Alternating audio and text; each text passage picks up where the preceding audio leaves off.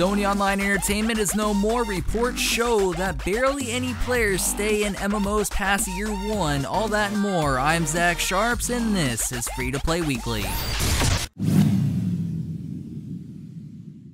Looking for a browser-based first-person shooter? Well, if you are, Game 321 and Endgame's browser-based first-person shooter Global Strike is now in open beta. Global Strike aims to be the first non-plug-in 3D browser first-person shooter and allows players to take part in multiple game mode types with just a single click in the browser, including game modes such as Fury mode, skill combo mode, and a life-death duel mode. The game also advertises a solo mode with multiple campaigns. If you're curious about the game, it's just a click away in the browser, so why not give it a shot, eh? So you know when a game is in beta for so long you think it's already launched? Well, that's how I felt about the Mighty Quest for Epic Loot, but it wasn't already launched yet. Good news though, Ubisoft has officially announced that the game is now 100% launched on PC. If you haven't already heard, the Mighty Quest for Epic Loot is a free-to-play castle defense dungeon crawler action RPG with a cartoony art style, and Ubisoft states that they've listened to the community and a lot of new and tweaked features have been implemented. Overall, I played the Mighty Quest for Epic Loot sometime last year, and I felt the game had a depth of a puddle, not even a really deep puddle, and even though it was fun for the first hour, I grew tired seeing some of the same creatures over and over and over and over again with little to no challenge. However, that was over a year ago, so who knows, I might have to give it another go and see what has changed. For all I know, it might surprise me.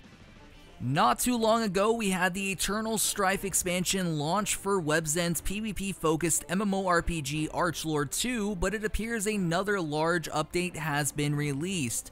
Said update raises the level cap to 51, adds 2 new territories and 1 new dungeon. It also adds a full new tier for both PvE and PvP gear in order to accommodate these higher levels. And on the PvP side of things, a new level 46 and above skirmish has been added. There were other bouncing tweaks noted here as well within the update, so if you're an ArchLord fan, make sure to check out the full official patch notes.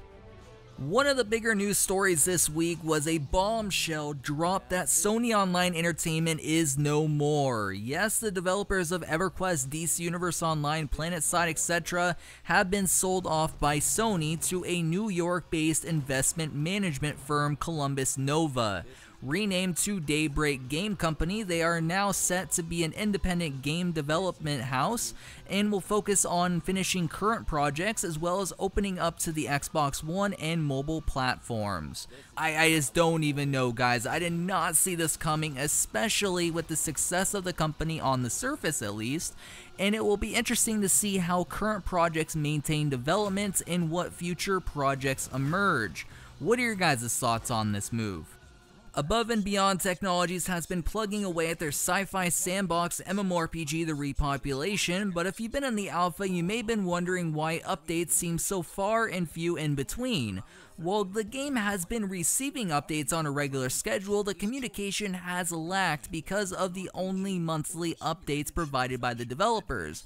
This lag of communication has caused some misunderstandings, thus Above and Beyond is adjusting to smaller, more frequent patch notes, starting with the recent patch 14.12.1. The patch itself added graphical updates around the game that included both texture and performance improvements, as well as user interface changes and combat changes, which include fixing of a major global cooldown bug.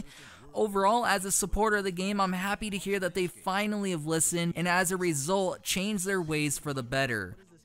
SuperData is added again, and their reports are always interesting endeavors, this one being no different. A new report recently released puts numbers to the decline of MMO's population after launch, and according to the report, only 6.21% of players who log into a new free-to-play MMO in the first month after launch will still be playing 12 months later.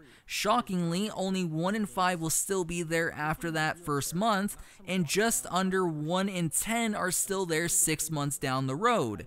Keep in mind, SuperData has always been loose on what they call an MMO, so likely this includes MOBAs and some shooters. However, this does bring up a longevity concern for future free-to-play titles, and ultimately brings us to the question of the week. Last week on the show, I asked whether or not you feel the client-based market is becoming oversaturated, thus companies are moving more towards mobile developments. A user by the name of, and sorry if I pronounce this incorrectly, Sumi S said the following: "It's not oversaturated, the market is simply increasing, kids are getting smartphones earlier and earlier, and those are the people those games target. So yes, it's a gold mine at the moment." Thanks for your response, and if you want your comment possibly featured in next week's episode, make sure to leave a comment down below. This week's question is, with only 6% of players sticking around after 12 months, how long have you played a free-to-play title? Overall, I jump from game to game a lot, it's part of the job, but one free-to-play title I still play a good bit of off and on is DC Universe Online, but I typically end up subbing while I'm playing, so I'm not sure if that counts towards this metric. Regardless, I'm interested to hear what your guys' journeys have been in the comment section of this video. With that said, guys, that does it for the news this week, and as always, make sure to check out our giveaway section on mmobomb.com, bookmark the page, and check it out daily to ensure that you never miss a giveaway. As for myself, my name is Zach Sharp, signing off until next week's Free to Play Weekly. I'll catch you guys next time.